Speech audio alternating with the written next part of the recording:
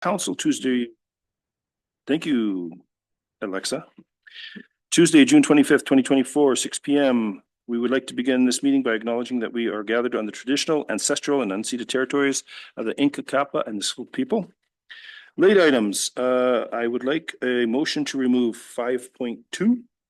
That has been canceled. The gentleman is not able to make it tonight. So I would like motion to remove 5.2. Councillor Baxter, Councillor Charney. All those in favor? Good. Thank you. 5.2 is gone.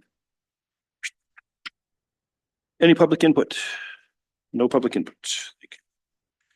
Adoption of minutes, 4.1, regular council meeting minutes, June 11th, 2024. Recommendation that the minutes of the regular council meeting held on June 11th, 2024 be adopted. Councillor Trozy, Councillor Olgan, any errors or omissions? Aha. I think you do it on purpose. Okay, under 9.1, second dot, I think that's supposed to be opinion, or I don't know what the word is supposed to be. Opined it has right now. Yeah. Opined? Okay, that's a new one for me. Okay, then also a regular events during, so it should be on regular events because a is singular, events plural. Sorry, I'm picky. I'm going to kill her mic right now. It's okay, I gotta look up. So yeah, the A should be taken out. Okay. Would anyone like to explain what opine? Yes, please. Yes. Well, thank you. That is a new word for me. You got me. We'll definitely have that one recorded. Darn, what a shame. But I got the Yeah, okay. So recommendations that the minutes of the regular council meeting held on June 11th, 2024 be adopted as amended and backfired. As opined. All those in favor? Opposed? Carried. Delegations and recognitions, 5.1, Indigenous Food Sovereignty, Mr. Jeff Monroe, Cooks Ferry Indian Band to present. Mr. Monroe, please. And everybody has your package. I have a nice color one. I'll just get you to push that mic and there you go. There. And you are live, sir. Well, thank you for allowing me to speak to you. What I want to speak about is an old road that First Nations used to be on. Did you know in the 1700s in this area, especially around my Ascot area, the First Nations had a huge garden. And they were able to preserve their food in, root cellars, and that's how they survived back in the 1700s. There was no Save-On, there was no IGA, none of that back in the 1700s. So we also traded for other staple foods. So taking that content into today's world, what I plan on doing is helping the Cooks Ferry go back down that road. I want to erect about 12 year-round solar passive solar greenhouses. Passive solar greenhouses they use the sun and air exchange. So the envelope comes up, the sun in heats up the place. You close it, and let the greenhouse cool down. So these are back. So you see the one on the actual build in 2022. That's the prototype number 1. That is in Olds, Alberta. And what that greenhouse is, that is 40 feet wide by 220 feet long, and it allows year-round growing in that area. So when I attended that opening, I mean, the guy had tomatoes right in the middle of February growing right up on the the green, and they had a whole bunch of other vegetables inside that greenhouse. So our plan is to go down that route because we're under a different jurisdiction. We answer to Indigenous Services Canada. So if I can compare a commercial operation to our operation, a commercial operation entails that you're gonna grow and sell. So you need all these regulations, land, land designation, you know, feasibility study, business plan, and there's funding out there for commercial greenhouses. However, for these types of greenhouses, we're gonna grow and feed the people. There's hardly any funding available, traditional funding. So I am gonna hit the philanthropic organization and individuals who will fund this project.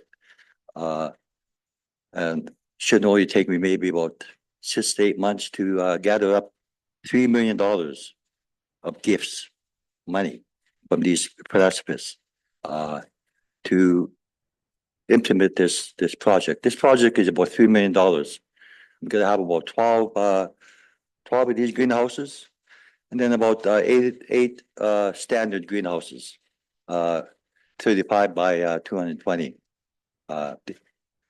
The standard greenhouse are one season greenhouses.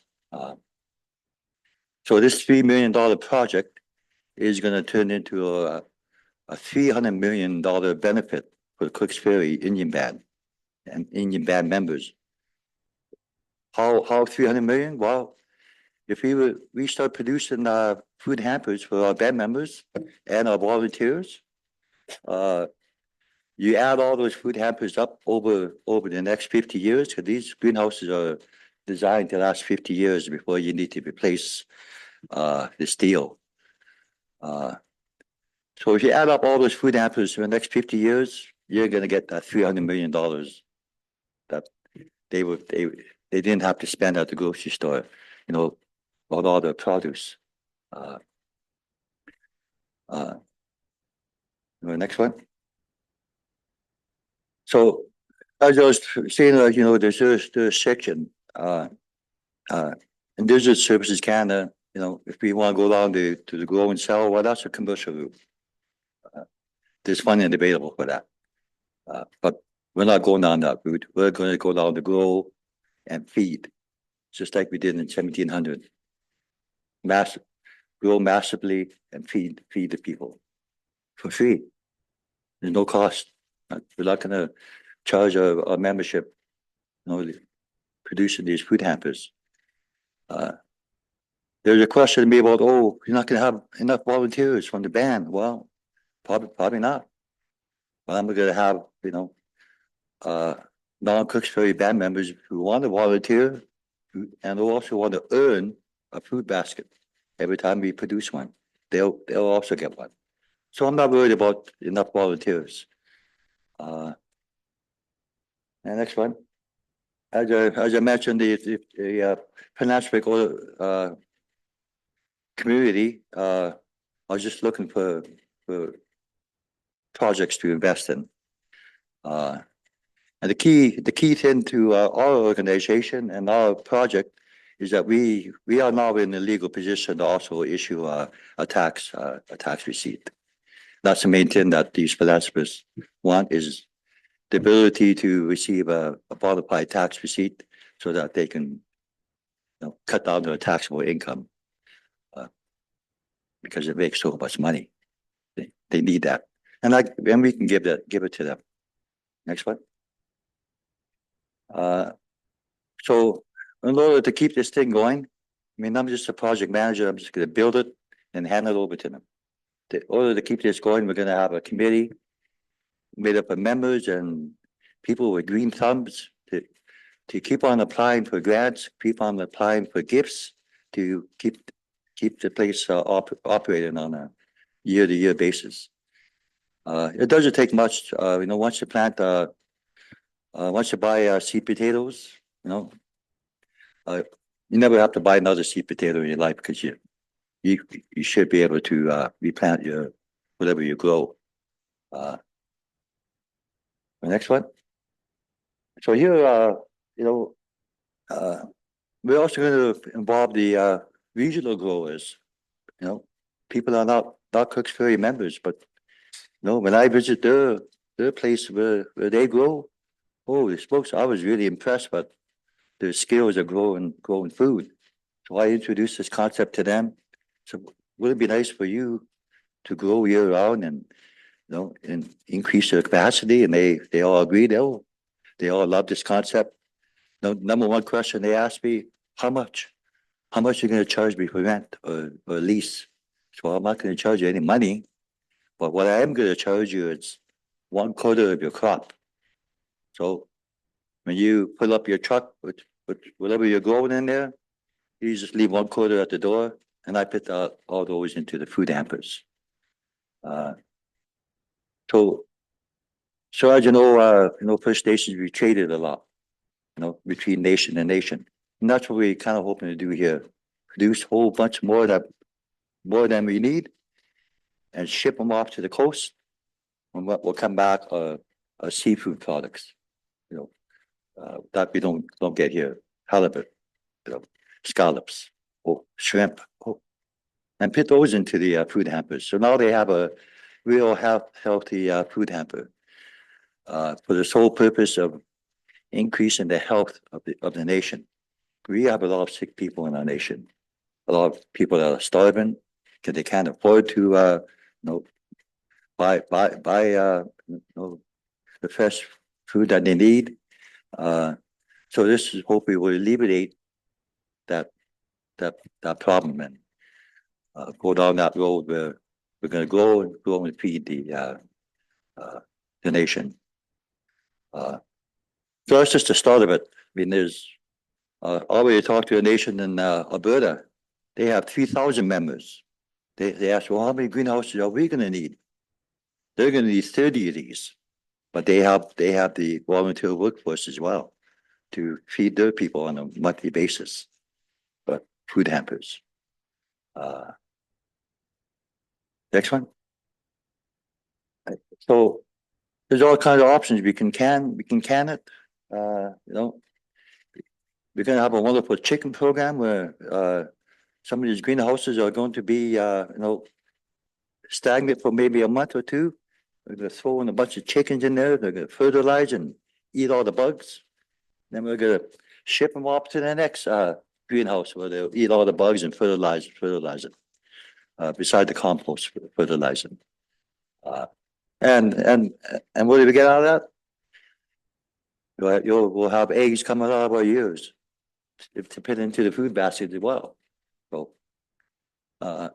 then another aspect of it is the elders. The elders, they ask, well, how can we participate? We can't physically go up there and help. We want to help, but we really can't. So we're going to create a program where hopefully we can get some grants to buy some ovens and buy all the ingredients so these elders can be at home when the time to put these food hampers together, or they can start making bread, buns, bannock to also fit in these food hampers. So now you'll have a full food hamper, fish, produce, bread, all for free and healthy. And that's what this project is all about. It's all about making money. There's no employees, but hopefully be run by the committee. There are no sales. And it has to be that way because once you start selling, when now we're a commercial operation, Indigenous Services can't shut us down legally because now we're a commercial operation and we told them that we're not. That's that's the jurisdiction nightmare that we're in. So how are we getting around the legal requirements, for development on the First Station? Well, these are considered community gardens. They just happen to be covered, and we're able to grow year round, and that's all they are. They're not dug into the ground.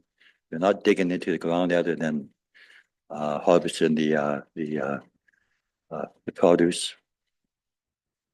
The next one.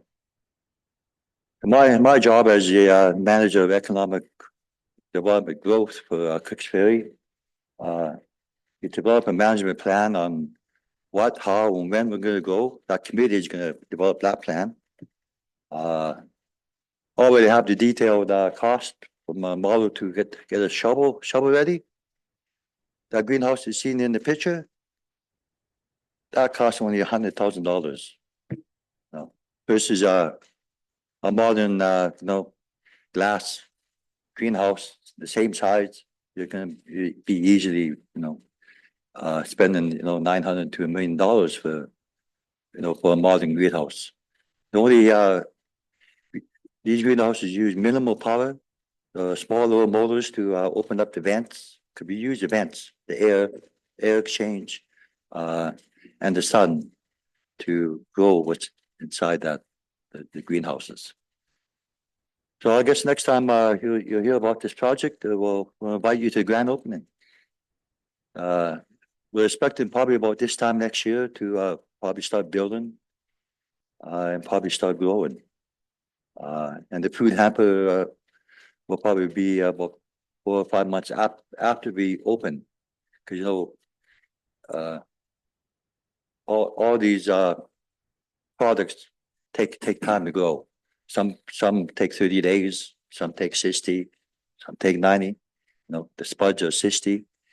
We get five crops of spuds, one greenhouse. Boy, that's a lot of potatoes. And that's it. Any questions? Well, thank you, Jeff. Question that I have, do you already have land picked out for this? Absolutely. There's 2 ingredients that you need for these greenhouses: land and sun and water. And we have all 3. We have our water licenses in place. We have the land, and we obviously have the sun. The only problem we may have is in the summertime. The covered greenhouses may get a little hot on the inside. So that's why we have conventional ones to grow in the summertime.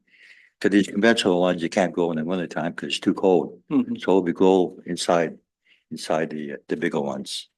And while we're giving them rest in the summertime, well, believe it or not, the chickens love that hot weather. The hotter the weather, the more eggs you're gonna get. Yeah, and fertilizer, yeah. Councillor Charney. Thanks for this presentation. It's great. So how does this greenhouse compare to conventional?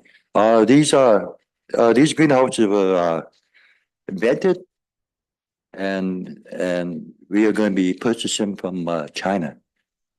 Because the Chinese, that's a special grade steel, and they've been in the steel business for eons. So they perfected the steel that they need for these greenhouses, and it's hard to replicate these greenhouses if you're going to do with modern North American products, because everything is tested in China, then brought over and erected here. The one in Old Alberta came from China. We erected here in Old Alberta. Councillor Petrosi.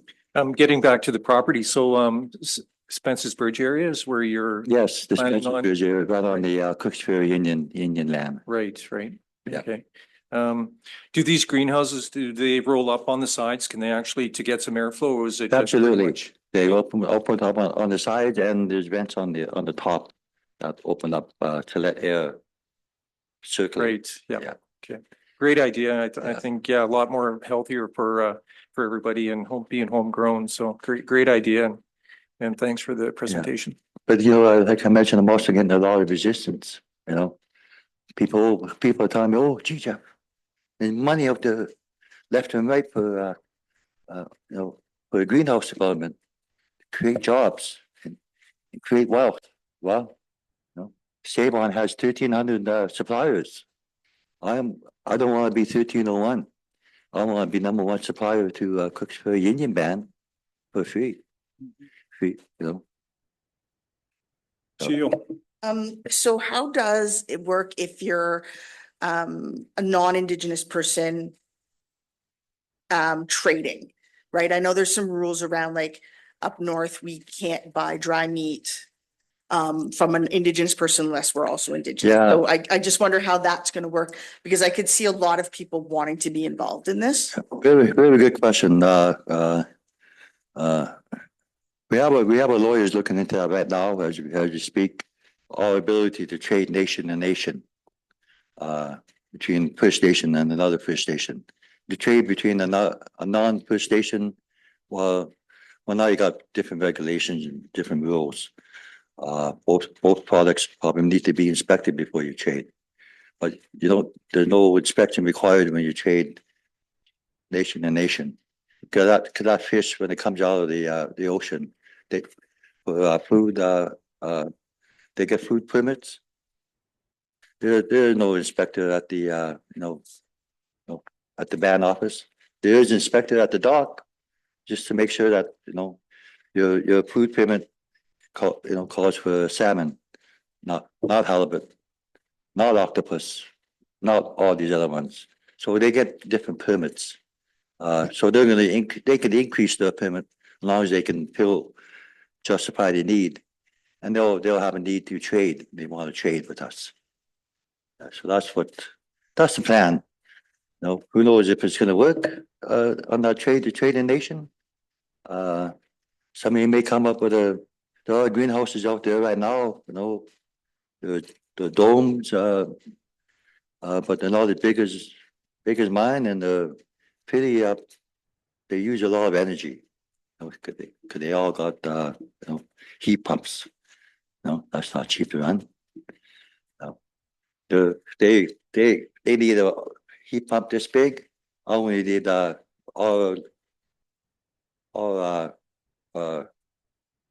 things are only that small to open up the vents, open up the blind, open up the insulation blanket on it. Councilor Richard. If this is for the Cooksbury band and you have spots over there, are you gonna have any greenhouses in this area for the members that are here, or just that you're? Well, know what's gonna happen. This is gonna, catch like wildfire. As soon as you start construction over there, Lower looking at any man's gonna have eyes over there. Oh. Let's get that Monroe guy over here. Maybe he can help us, or and I'll be more than willing to that, because I want to set up, like I mentioned, that Alberta First Nation. They need 30 of these structures. But Bella First Station up on the coast, well, they have lots of product to trade. So you gotta trade with a different capacity wise. You can't have a small First Station deal with a West Coast First Station that's huge. They need to deal with the same partner that has the same capacity. And that's what I'm kind of hoping to and this is the main area where these greenhouses are best suited. That one in Olds, Alberta, the temperature got down to -20 outside. You open up the blanket, let the sun in, the sun hit that back wall. The back wall is made up of mud. All walls are gonna be made up of stone, because stones is a lot better passive, has better passive qualities than mud. So once that sun hits those stones, it's gonna heat up the whole place. Just like turning on your thermostat. And we do have videos of that happened within 15 minutes, going from -20 outside, and inside was by -12 because it cooled down a bit. You open up the vents. 15 minutes later, the temperature got shot up to about 14 degrees inside the greenhouse. That's how high it got. Only 14 degrees because of -20 on the outside. Here in our area, -5, -10. We opened up that vent and the blanket, it hits the back wall. Well, it's going to heat it right up to about 20, 25. Perfect for growing. So this project is $3 million altogether. And that's relatively cheap for 12 covered. 12 of these bigger structures and 6 of the one season structures. Excellent. Thank you, Jeff. Appreciate it. Thank you for your time. Thank you for Thank the you. information and thank you for presenting. Appreciate it. Moving on to 5.3, variance request for placement of CCAN in City Park. Amy Duthwaite to present. You don't even have to hit the button, Amy. It's ready for you. I don't know how it works. It's all right. It's good to go. You're live. Good evening. My name is Amy Duthwaite. As he said, I've been the president for Merritt Minor Softball Association for the last 8 years. We provide the opportunity for youth in the community to play competitive and recreational fast pitch softball from ages 3 to 17. We pride ourselves on offering an inexpensive organized sport for the youth in this community. Organization is growing each year, and this year we were able to offer the program to approximately 200 kids. We have faced a few challenges this year, and the one that is currently of the utmost importance to us is the replacement of our storage container located at the Central Park ball fields. This storage container has fallen into such disrepair that our association believes that a solution needs to be found as soon as possible. We have been trying to work with city staff and various departments to come up with a solution, but have come to a standstill, and that is why we're making this plea to council. Currently, the container is not at all secure, and each spring we are losing equipment due to mold, water damage, and mouse infestation. This spring alone, we needed to spend approximately $3,000 on gear that needed to be replaced due to this damage. When discussing a simple replacement with the building department, we were told that a new storage container must be situated 3 meters away from any other structure. Since we do not feel that this is a viable option, we brought up the possibility of a variance with them, and we were told that it would not be granted, or that's what we were told in the moment. Now she's saying that that's not what we were told. But we were brought up the fire department, so I would not be on board with it. They think that that is not an option of a variance, so there's just miscommunication there. We believe that just the facts of these structures are being overlooked. So the structure at Central Park, as you all know it, it's a gazebo. It's not sealed. There's no power. There's no utilities in it. And our CCAN attached to it, same thing. There won't be any power utilities. There's nothing explosive or hazardous being stored in it. It's just bats, balls, ball equipment. So we wanted to discuss that with the fire department. They simply said that we understand storage containers are combustible, right? They're a metal box sealed. They're going to explode if they catch on fire. So we are willing to put in any vents that need to happen. We know what the bylaw vents are, and we know we can even do more because the fire department said that those wouldn't be sufficient. So we can do whatever needs to be done. The options of following the bylaw were to have the storage container 3 meters away from the building. So that would put us either out having to reroute the road and the sprinkler system, which we find not really acceptable, or having a storage container just out in the middle of nowhere at a park and visible from all options. We feel like if we put it right up against that building, it'll be blocked from view and it'll just be a little bit more hidden and not just an storage container. So we firmly believe we should be granted the variance. And we would also like to be clear that we would be funding this all of ourselves. We're willing to pay for everything that needs to be done with it, the venting, the bringing in the new CCAN, the getting rid of the old one, anything that needs to be done. So, and then in the grand scheme of things, we'd also like this to be a temporary solution. So we would like to see that building, that gazebo become storage, become change rooms, become more. And we've had a lot of town business support this year, and we do have some money to put into that. But for right now, we need somewhere to keep our gear safe until we can get to that point. I appreciate your time and thank you for giving me this opportunity to plead our case.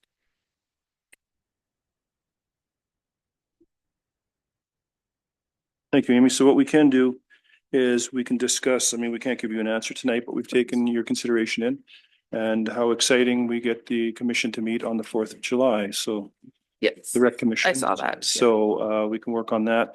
The situation is that we simply have to, council has to discuss. Not saying it can't happen, not saying it will happen. We just need to discuss and see the way we want to work. Councilor Richard. Hold it. Yes, you. So I know in the OCP, we weren't allowed to have the CCANs, even though that we know that sometimes there are some people that have them for moving and whatnot temporarily. And you did mention the venting, because I know that's a concern with liability and fire losses, because when they get hot, the doors pop off if they're not vented properly. So being that you would have that for contents and equipment locked in there, would a city rec services have access as well, like a key if there was some kind of emergency, or would you be the only key holders? Well, they could have a key, definitely, if they wanted one. I don't believe they have one now, but they could have one Yeah. if they wanted it. Okay. For sure. No problem with that. And you guys have the funding for it now? We do, yes. Okay. So the food bank has sea cans outside and they are, there's been conversations about removing those as well. But there is a company in Kamloops that I found that has a sea can venting kit that is approved by our fire department. So we've already sourced that out for the food bank. So it would be, that information would be available as well. Councillor Oldham. Thank you. So I'd like to give staff the opportunity to provide an update here. So before we discuss this matter, so I need to understand the site from the staff. So at this time, we have requested that they complete the appropriate paperwork to request the development. That's not been done, so technically council cannot issue a variance without the appropriate paperwork being submitted and reviewed by the development department. So we've asked that be done. We're willing to meet and do all that. It's been a bit of a conflict, and I think there's been a lot of miscommunications. But at this point, council cannot provide this variance without the appropriate paperwork and assessment done by our building department, our development department. It is contrary to the OCP. We have provided storage in the storage rooms that were built for that purpose. And again, yes, it'd be great to develop more infrastructure. However, council has to be cautious given our financial position as to where that infrastructure money is given and where it's invested, right? You know, I come from a rec background. I've coached pretty much everything. I believe in youth sports, but everybody has to be within the same guidelines in order to make things happen. And that's all we're asking for at this time. So Amy, are we able to get the paperwork done for that so we can move on? Yes, we've been on this for a couple months now, and we were just told about the paperwork last week when I got this spot to speak. So we can, for sure. Yeah, we can do the paperwork. I also wanted to mention because there was a spot offered to us in the building, in the concession building. I was told I would get a key. I haven't. I don't know how much space is in there. That would be a great temporary option for us, but I don't think there'll be enough. I don't know if you can speak to how much space there is, but I don't, sorry. That's okay. I'm not sure, Mr. Zacco, I know we cleaned out a couple of units. All three cleaned out for them. So it should be a fair amount of space. Again, So equipment takes up a lot of room. you're saying you have not seen the space? No. So Dave, when can they have a tour of the space? Okay, thank you. So we'll get that done ASAP Sure. and then I can get the, Sorry, ideally, we don't want them investing in something that they don't have to, right? that's We what want we'll them have. to a look use at. it for something Sure. better. Yeah. Mhm. And I think Amy will agree with that as we sit on the rec council. If we don't have to spend money where it doesn't need to be, then we can use it somewhere else. So if you work with Dave, get the paperwork in, then we can talk about the variance. Councillor Charney. So if the 3 storage areas are enough, then you would not have to get the C-can or any other storage unit? I think some paperwork would have to be done for sure. I don't want to give up what we have in case I'm not sure what that room in the concession gets used for, but I don't want to say, oh, you can only have one cage now, and then we've given up our storage container because it really needs to go. No, that It's makes kind sense. of falling apart. Have a look So, at it first and let Yeah, Mr. Zacco for bring sure. back some information. Okay. And then we can move on from there and Perfect. be probably one of the first things we talk about in the new rec commission. So Sounds good. thank you, Amy. Appreciate it. Thank you. Thank you, David. Thank you, CA. Thank you, everyone. Unfinished business. Oops, so grab the sunglasses. Bylaw 7.1, City of Merritt fees and charges amending bylaw number 23712024. Recommendation that the council adopt City of Merritt fees and charges amending bylaw number 23712024. Councillor Etchart, Councillor Petrosi, questions on this? It's been before us. Anyone have a question? Councillor Etchart. Lots of questions. No, this isn't popular. And I don't think anybody wants to see anything go up, but the thing is that the cost of maintaining everything, it's gone higher. I know that there was lots of questions about the fees of the Civic Center, but the truth is that the costs that we're facing with staff and cleaning materials, or whether it be the pool or connection services and staff, like, we have to start somewhere. So even though this is not popular, we can't be, Well, I agree it's Yeah. not popular, but the point of the matter is to have the stuff, we have to be able to pay for it. Now, I'm not saying that if things change, this can't, changes can happen, right? So but we have to not complain about, huge increases when we haven't increased it in several years. So we have to make the unpopular decision at some point. So that's why you're in the chair. you bet. Seal? And I think the fact that we've consolidated all of these fees into one place allows council to make decisions more flexibly every year, right? If we see that there's a negative impact, council can decide not to raise, or they can change how they make those things happen. It is really important to remember that if things are not being recovered based on this type of revenue, then it does come out of the tax levy. So that means the taxes go up. We can't have one without the other. Or we continue to use our reserves and we can't fix our infrastructure. So we've already proven that this year, when we first started off with the fields, there was pushback. We pulled back to discuss a better situation. So that's something we can always do. So I do have a mover and seconder, right? Yes. All those in favor? Opposed? Carried.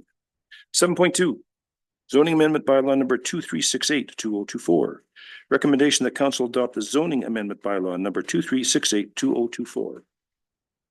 Councillor Charney. Councillor Etchart. I know I didn't see your hand. Last time I saw your eyebrows and you said no. So, Councillor Charney. I just have a question on number 2. This use includes backyard hens and beekeeping, but excludes fur-bearing animals. Rabbits? You can't have rabbits in this town? All fur-bearing animals. So you could not have a rabbit, Gerbil? no, that you're going to eat, right? That you're keeping for food. Those Yes, you can. chickens and those things, you're keeping those for food. We're not having rabbit harvesting farms in our backyards. So if I have 2 rabbits and I want to eat them, I can't eat them. That is correct. You can keep them as pets and keep them outside sometimes. Okay. You can keep So- them as pets until they turn into fricassee. How's that? Then what about dog breeders? We have a special deal. There is a special, Animal yeah, control. we have a special license for dog breeders. in the community, yeah. Okay, so no rabbits. Thank you. That was my Well, question. no rabbits to eat, No rabbits to eat. but for pets. I mean, if we're talking fur-bearing animals, then my dog and cat are gone, right? I don't eat my dog or my cat. Yeah, for consumption. Yes. These are- Consumption. This is Yep. sustenance. Okay, because I know people do have rabbits that they eat. So, well, I'm not gonna tell you who. Wendy Churn? No. Look in their eyes and eat them. You do it at Easter. You do it at Easter. No. Oh, they're chocolate. Oh, sorry. We have movers, yep, all those in favor? Opposed? Carried. New business. Annual report, public input opportunity. Recommendation that council receive the City of Merritt 2023 annual report, including the consolidated audit financial statements for 2023, permissive tax exemptions, a report on municipal services and operations and municipal objectives. Councillor Ogan. Councillor Baxter looks like she's excited. Haven't said your name tonight. Any questions on this one? Mario was quite. All those in favor? Opposed, carried. Oh, and I should mention that Councillor Egan is not here tonight. Not sure if she's unwell, but she's not here tonight, so. Yeah, sorry. 8.2, statement of financial information. Recommendation that council approves the City of Merritt Statement of Financial Information for the year ended December 31st, 2023 as presented. And the second recommendation that council authorizes the mayor and the director of finance and human resources to sign the statement on behalf of the city. Councillor Hogan again, Councillor Petrosi, any questions on this? Just want to say thank you to all the hard work there, Kevin. Appreciate it. And your staff and Linda and all the people that did that. I would like to thank that team right Yes. there because they have never done this by themselves before and they rocked it and knocked it out of the park. Training wheels were Like, off. well, that baseball Yeah. metaphor there, they knocked it out of the park. Excellent job, don't it? Yeah, don't ask for a raise, okay? It's not gonna happen. All those in favor? Opposed, carried, thank you. 8.3, Council Policy Review Committee recommendations from the June 20th, 2024. The following recommendations are forwarded from the June 20th, 2024 Policy Review Committee meeting for consideration by council. I just want to really say that I really appreciate the Policy Review Committee for doing some hard work and getting things out for everybody to see, and pulling some of the things out that don't make sense and fixing things. So the group, it's a good committee and they work hard. I'd love to attend it, but it's always put on TNRD Day. So sorry about that. Yeah, on purpose, I'm sure of it. Recommendation that council adopt the City of Merritt use of social media plan. And the other recommendation is that the council adopt the City of Merritt tangible capital asset policy. Sorry, I didn't read that correctly.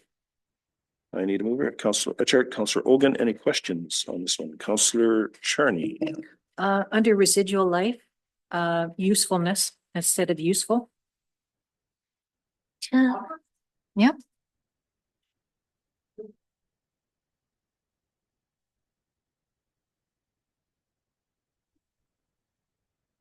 Anything else? We're going to amend that. Councilor Ogun. I forgot my notes. Sorry about that. So I'm trying to remember from my, I've reviewed this document. I think I would like to ask staff if you feel that there is going to be need of educational component along with this policy.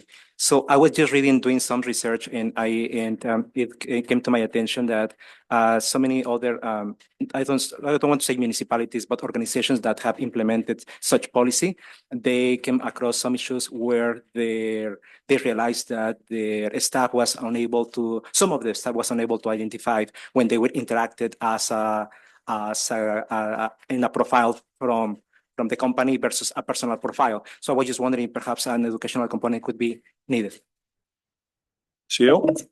Yeah, thank you. Absolutely, because that is exactly correct, is that people on staff want to be helpful, but as soon as you respond to somebody on Facebook and they know you're an employee of the city, then that becomes an official response to people, right? So we need to ensure that there are no off-the-cuff responses from people, that laborer doesn't respond to something about finance or we just can't have that. So the idea will be education, and that you cannot respond to social media posts. Full stop.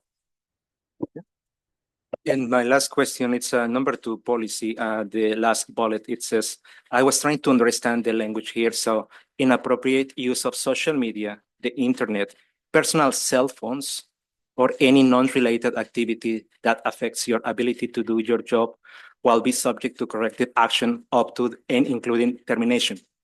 Are you referring to while at work? That's what this means? Correct. That is while it works. It was like a kind of. So if you're on your phone while you're driving, bad. Right. If you are on your social media when you're supposed to be doing your work and you get only half a day's work done because you're on your social media and posting on social media during your work day, then there will be performance improvement plan for that. We don't want people. I'll tell you, I used to have lifeguards who would be on deck with their phones out, and they were like, "Why? There's only 2 people in the pool." I don't care.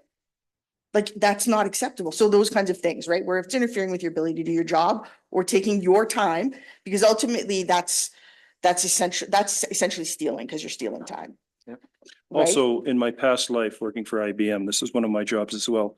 A lot of people will join the office network to bypass LTE charges and then go to inappropriate places using the company's servers. And that has happened many times, where I had to put trackers on phones because that was happening a lot. So that can happen as well. But what people don't understand is when you do come off LT and go into a hotspot or whatever, you're now using their server, and whatever happens after that, the company can be charged for the misuse of that server. So I don't think people really realize that. Yeah, and I mean, we're not talking about, hey, I've been sitting at my desk for 5 hours. I just need a break, and I'm just gonna that's not what we're talking about. We're talking people who are habitually abusing their employment with us by not doing their jobs because they're too busy Doing something else. doing something they shouldn't be doing. Okay. Thank you. What? I'm fired. Yeah, you're fired. Yeah, that's what I'm doing. Any other questions on this? All those in favor? Opposed, carried. Thank you. Yes, I read both. Yeah, I read both. No questions. Notices of motion. Notice of motion last time. No notice of motion. Reports from council. Ooh, Councillor Etchart is first to the trough here. You're up. Well, there was definitely a lot to kind of think about in the last couple of weeks, and I'm just kind of peeking at my calendar, thinking, wow, we had a lot. I know that one of the ones, I think it was what, 13th, the Thursday, I think most of us went to TNB's new building, and it Business was after business. the business after business to see everything going on there. And I also know that I think we had the last week, we had even the health planning table with the health planning table up at that, usually at the hospital, talking about one of the doctors having so far 400 patients that were previously unattached. I know that there was some other things that I wanted to say, and I had forgotten about it right now because We can come back to you. Yeah. Wendy will mention it. Councillor Sharney. Okay, on June 12th, I went to the affordable housing and up in the Best Western, and they are proposing a 48 family townhouses on 5 acres on DeWolf. 250,000 for a 2-bedroom, 450,000 for a 3-bedroom. The 3-bedroom is twice the size as the 2-bedroom. To make it affordable, the first 15% of the purchase will be financed with 2% for over 10 years, and the rest is conventional mortgage. I thought it sounded pretty good, and then until you start talking strata fees, and then I'm just wondering how the strata fees then brings it above that affordable housing market. June 13th, I had a luncheon with retired teachers. It's nice to get together and see all the old fogies. Then the MSS had an art show, and I'm always blown away with how talented we have young people in this town. It was very interesting. Then the business after business with TNV, where Councillor Baxter walked away with 2 prizes, which I don't know how she got 2, but she did. On June 18th, we had the cow meeting, which is always of interest. June 20th in the morning, I went on a bike ride with some people who were biking and some people were walking along the trail, the Thompson-Nicola Regional Trail District. Simon Rosardo had the drone, and he did a drone, I don't know what you call it, session, whatever, a drone shoot, and it turned out to be really good. So I was really impressed with that. Then the local health planning table. And I was interested in the SAFE program. It's a sexual assault forensic exam. And every ER now is required to have this. And so if a patient comes in, they've been sexually assaulted, they don't want to be examined here because we don't have a female doctor, IH will cover the cost of that patient to go to Kamloops, have the exam, and then bring them back. Or there's also a 24-hour expert on call. It's called TELUS Safe. And Dr. Ariselli, that's the one who's 400. Yeah. So he has actually asked 400 patients now with a future 400 coming on. There will be a new doctor in September and one in December. And a new nurse practitioner in September. And this is all at the Schwacom Health Center. The Hospice Society has the wind phone. Put it up at the cemetery. Now they're just waiting to have it installed. And also on that day, I went to the Policy Review Committee. It's just we don't have too many fisticuffs, but you know, it's a good committee. I enjoy being on it. June 21st was Wildfire Day. I was very impressed with the unit that the fire department purchased with the money that they received when they attended the Lytton fires. So they have a fire suppression unit trailer, I guess you'd call it, with all the stuff necessary to fight if there's a wildfire around town. I was really impressed with it. So that was good. And I had lunch there at the grill. Milkshakes are excellent. I didn't get to the free swim, so, but I heard it was well attended. I don't know. It was well attended, Mr. Zackel? Very perfect, great. On June 24th, after reading a letter from a former resident, I did a little tour of the cemetery. And yeah, it is overrun with gophers, marmots, groundhogs. I don't know what they are. And I know that there was mention that these critters are protected, but I think the dignity of a dead person is more important than a marmot's life. So yeah, I think that that really has to be addressed. And today I was going up to Dairy Queen and I noticed that there is a bike lane on the left-hand side of the road going up the hill. So I was under the impression that our active transportation plan was going to be the bike walking lane, because that bike lane is not that wide, the road is not that wide. And therefore, if someone's in that lane and a truck is coming down and they've got mirrors, etc., I think it's kind of dangerous, but anyway, those were my. Yeah, That's my that's a note. standard, that's a standard thing to have there. You'll notice it's down on, Coldwater as well. Nope. Yeah, those are, yeah, Not Yeah. engineered they standards. have to be there, so. Oh, I understand that, but I still think the road is very I- narrow to have. And why do we have it when we've got the active transportation plan? Well, again, it's engineered standards. It's set by provincial and federal government, right? Boy. So that's why. Yeah. you Might on please. the gophers, because that might come up, or Yeah, yeah, the yeah. marmots or the groundhogs or whatever they are. The public works staff is aware of it. The groundskeepers have been in touch with several reputable, some disreputable experts about how to deal with this problem. We're kind of hoping the coyotes will step up and do their job. But yeah, it is a protected, and I understand what you're saying, but we also can't really be getting fined or setting a standard that is in contravention to a federal law. So we are working very hard diligently to try and find a solution. And or a provider who will come and manage the situation for us, and just haven't been able to find anybody who's willing to come in. Yeah, I've been looking around at a lot of the things. White noise is a big deal. So white noise is a big deal, so we may end up using that. For myself, June 12th, the Anhart Global Networks, same thing that you were at up at Best Western, was interesting. June 13th, had Taylor Morrison's grade 3 and 4 class went on a city tour. Everybody in the city was very happy to see them. They had a mock thing in here because they were holding a mock election. Had a great old time. I got grilled over there and some kid took my seat here and booted me out and I had to go stand over there. And it was fun. It was really enjoyable to have them. Staff was very nice with them and they had a great old time.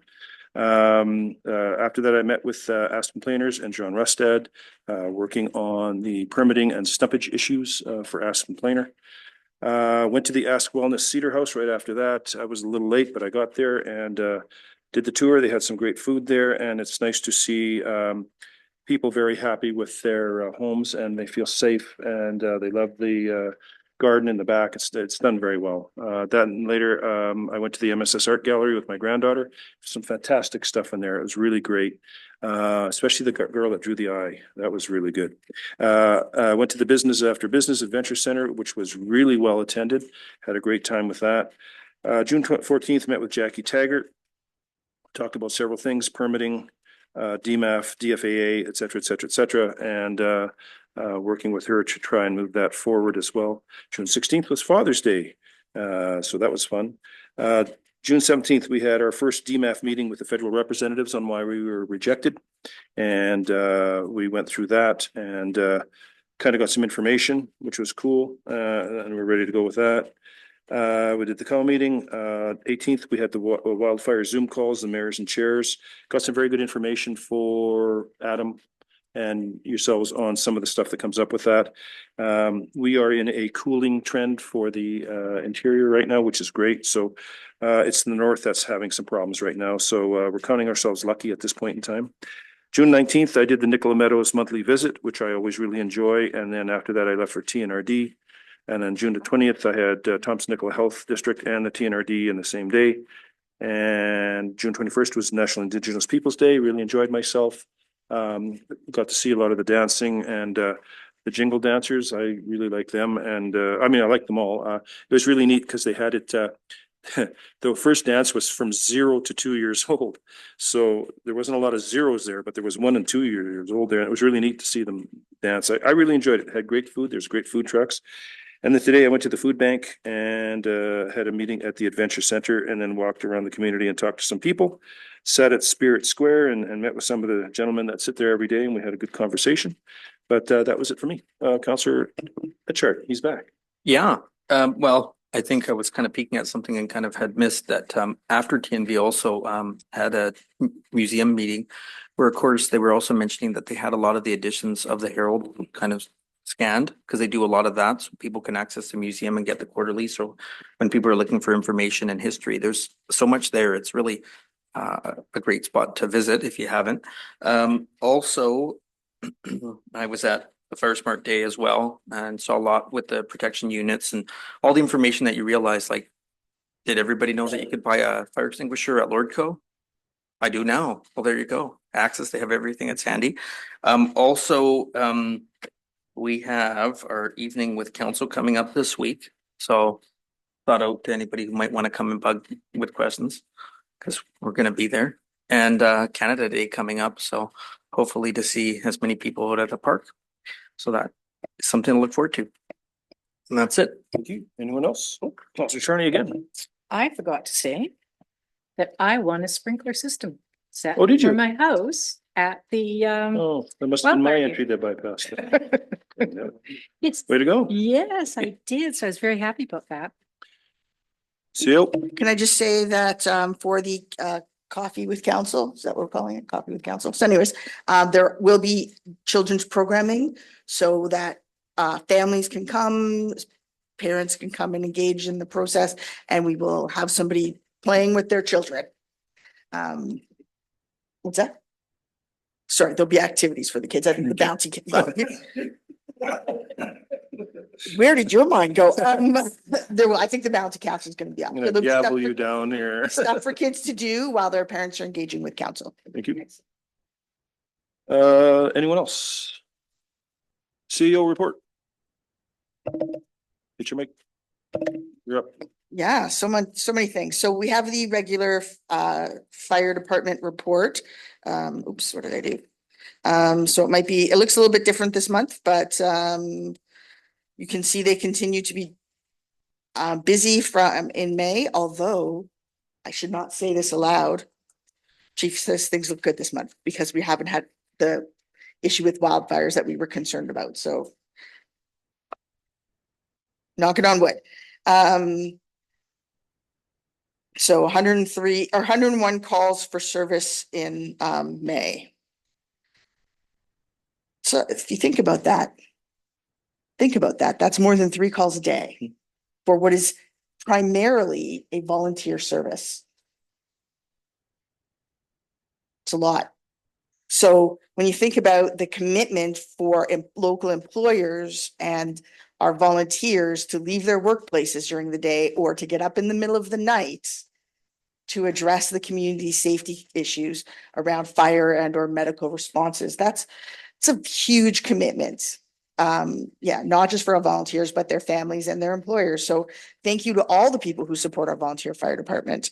We've had some false alarms. We're going to be looking at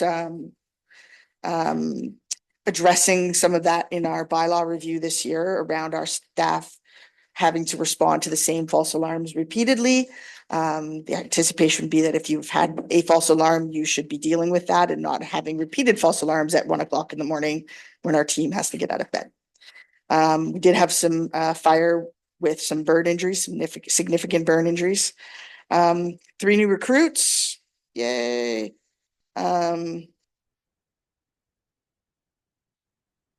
Lots and lots of fire smart home inspections. Just, I think the Officer Rempel can't even keep up. I think he said he's done 75 so far this year. And we've run out of grant money.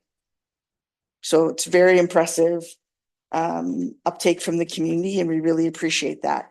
You know, and it's simple things like I had a home inspection for my new house yesterday, and we talked about the fact that my shrubbery is too close to my house, right? Simple things, cut it back. It's not a hard thing. So, but those simple things for people to think about. So, thank you to the fire department and our their fire smart efforts. Okay, then we had the CPO report. Again, lots of things always with the CPO. Always with the CPO, busy, busy, busy. Sorry, I have opening all these reports. So open house on May 1st. Attended the after school program on May 14th. Was at Coffee with Cop in Spirit Square, May 15th.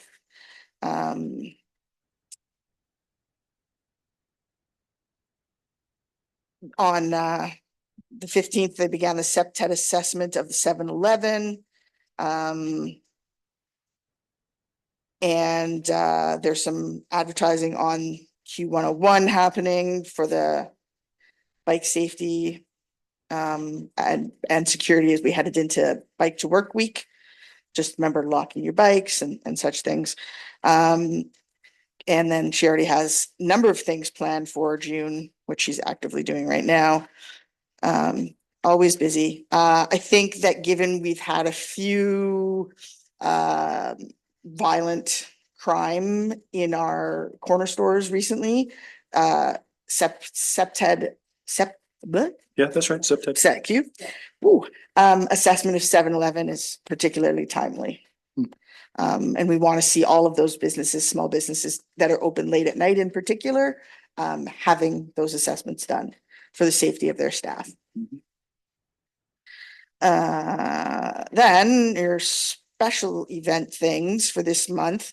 We wanted to provide you with a report on or a summary of grant applications.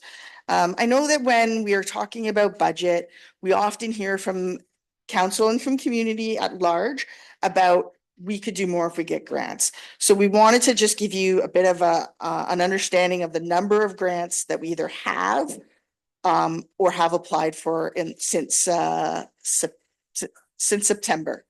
So you can see there's essentially, if we were to get all these things, we would have millions of dollars in grant funding and would be able to drastically offset some of the cost to the taxpayer, to the ratepayer. However, always remembering that many of our larger grants we have to match 50-50.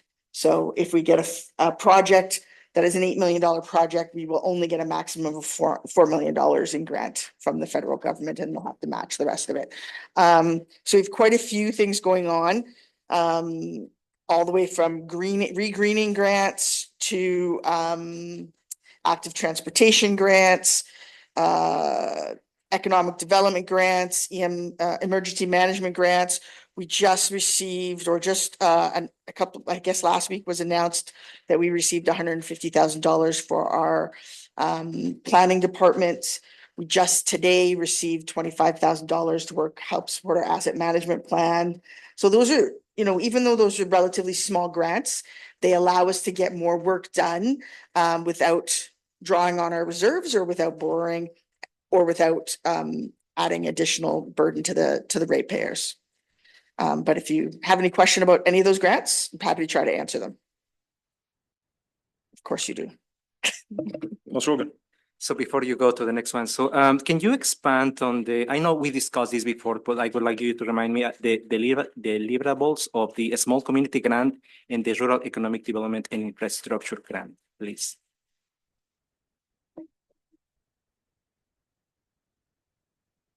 So those ones are older grants, some of them as far back as 2018. Correct, Mr. CFO. Kevin? So the small community grant is part of the decentralized money from the province. So they follow a formula and all municipalities receive that money. So we were capturing those things similar to like the gas tax, just for an all-encompassing view. But those aren't ones that we are actively out applying for. Okay. So that small section at the top follows a formula and it's decentralized money from the province. The next section is where we've either received the money or have an agreement in place to eventually receive the money. So that's money where we've gone out and made applications. So that's the bulk of this report. And then on the second page, it's where we've applied and we've either been denied or we have a pending application. So most of this is work that our team does seeking funds. At the very top there, we just want it to be inclusive of all the money coming from senior levels of government. So we show the few grants that we get every year that follows a formula, and all municipalities receive that. No, thank you. And I think it's a great report. So I really enjoyed reading. Can you expand on the rationale that provided for these applications that were declined? So there's a few applications. What did they say? Like we didn't meet the criteria, or what did they? So, for instance, the application we made and we didn't meet the criteria on a couple of fronts in that we had not done any pre-application of these governments. We did not recognize it as part of the environments, and we had not yet been there. So we reapplied for one of their smaller grants in order to be able to offset the cost of the design, so that we could be ready for next year to reapply that. So what we're trying to do is apply for grants that are applicable, with the hope we'll get them, but not chase grants on projects that are not applied for this year or next year. Right? We're not, and I think that's some place where councils and municipal employees get kind of caught up, is like, oh, there's a grant, let's get it. But if it's not something we're going to get done, and it's going to add to the workload beyond what our critical needs are, then we're not applying for it. So every one of these grants that we apply for, we have attached specifically to a project. And there will be ones where, like, the response for DMAF is that it was oversubscribed and we didn't meet the eligibility criteria, or it's oversubscribed and we might have had 2 submissions to the same grant. So we may not always get all of it, or we may only get a portion of the money we requested. Are you done? Then don't turn your mic off. Okay, one more. Yeah, you have. Human resources report. yeah. So with the grant funding, we're going to try and bring you that again at the end of the year, as part of our talk about budgeting and where things are with that. But we also wanted to provide you with some of the human resource activities, because I think people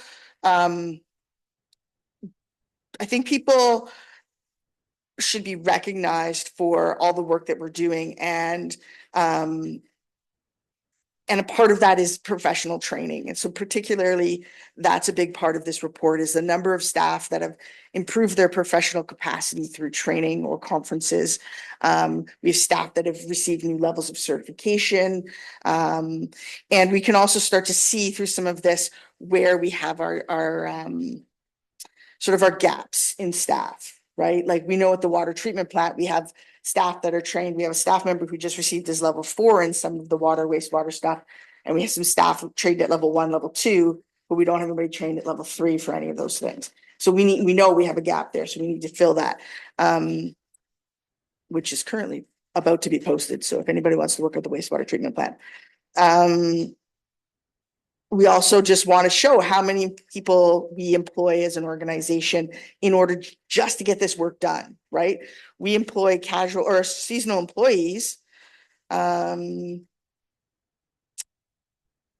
is that one? How many seasonal employees? 7 seasonal employees, in order to make sure grass is cut, flowers are planted, garbage is picked up from garbage cans during the summer months when they're used more often. Like, those are the things that we do as a municipality. So often those are student positions, which I think is really beneficial to young people who are coming back to the community on their university break, to be able to apply on positions with the municipality. We don't qualify for summer student funding because we have too many staff. We're not a small enough organization. But for instance, the Chamber of Commerce is getting 2 visitor services or 2 staff this summer, and they're going to be partnering with us for them to be doing some visitor services activities at different events. So we're not employing those people, but we're helping them to become better employees by working with the Chamber. So this is kind of what Linda's team, which is Linda and Sarah, do to make sure that we are fully staffed, that we are, again, we're trying to keep job creation to boots on the ground type positions instead of the higher level senior management positions. I'm impressed with the training going on. Yeah, and we want to keep that, right? Because that is one of the ways that that's one of the ways that we show our employees that we appreciate them and that we are invested in them is through professional development. And I like the employee appreciation events as well. I think that's a good morale booster. Yeah. So I think that's really good. Thank you. And thank you for the council resolutions. It's always nice to see what we've done and what we haven't done. I just want to share something with everyone. Since I've complained about it a lot. I got a message from Bowen Ma, Minister of MCSE. She sent me a letter that our Premier has sent to the Prime Minister. And I'm gonna, when I figure out how to get it off my phone and print it, everybody will get a copy. But they've highlighted the very last paragraph where he says, to safeguard British Columbians from ongoing threat of future catastrophic flooding, we need immediate engagement from Canada on the recent DMAF denials for Abbotsford, Merritt, and Princeton to address this funding gap. We also seek federal engagement at existing tables with BC, Washington State, First Nations, and local governments that are working on this important issue. To achieve this outcome that will ensure a prosperous future for all Canadians in British Columbia, we need equal partnership, better collaboration, and ongoing engagement in these priority areas. So our refusal has lit quite a large fire in Ottawa, and I had a conversation with Dan Albus today with the past minister, and I will share that with council in a little bit because right now it is private information until we can flesh that out. So just let you know the Premier is working on it, and he's working on our behalf, and we'll continue to engage with all levels of government to get our funding. So appreciate it. So anything else, anyone? With that, we will move into a closed session. Recommendation that this meeting be closed to the public pursuant to section 91E, 91 and E, the acquisition, disposition, or expropriation of land or improvements. If the council considers that disclosure could reasonably be expected to harm the interests of the municipality. And K, negotiations and related discussions respecting the proposed provision of a municipal service that are at their preliminary stages and that in the view of the council could reasonably be expected to harm the interest of the municipality if they were held in public of the community charter. Councillor Etchart, Councillor Ogan, all those in favor? 5 minutes, everyone, and we'll go into closed. Thank you, everyone.